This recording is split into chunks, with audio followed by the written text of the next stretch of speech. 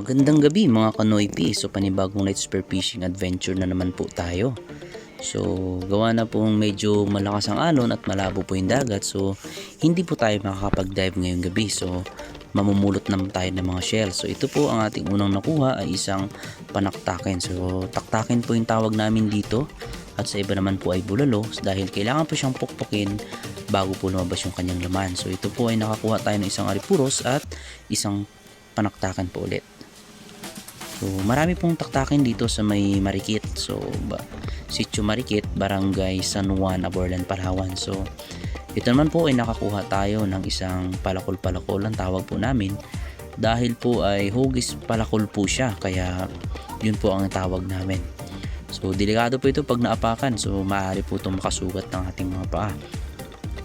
So namumulot na lang po tayo ng shell. So gawa nga po ng sobrang lakas yung alon sa dagat. So kasama po natin si Bito at Cinco. So ang shell po na yun na ating nakuha ay isang ranga-ranga po. So masarap po siyang ihawin or masarap din po siyang sabawan. So dito po kung mapapansin ninyo ay unti-unti nang lumalakas ang ulan. So kaya ang ginagawa ko na lang po ay minsan ay pinapatay ko na lang yung video natin. Gawa nang hindi na po rin nakikita yung ating paligid kasi nga po sobrang lakas po ng ulan.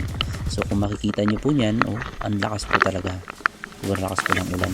Mabuti na lang rin po nung time na yan ay sobrang lapad po ng atihan or ang babaw po ng tubig. So kaya kahit pa paano po ay nakakapulot pa rin po tayo ng shells na maaari natin pang ulam. So dito po ay nakakuha kami ng isang hipon. So at dito rin po ay isang shell na naman po ang ating nakuha. So tsaga-tsaga lang para po meron tayong pang ulam kinabukasan. So kumukuha rin po kami ng mga medyo mga dawat, yung mga siya po yung uri ng crabs na hindi po masyadong lumalaki.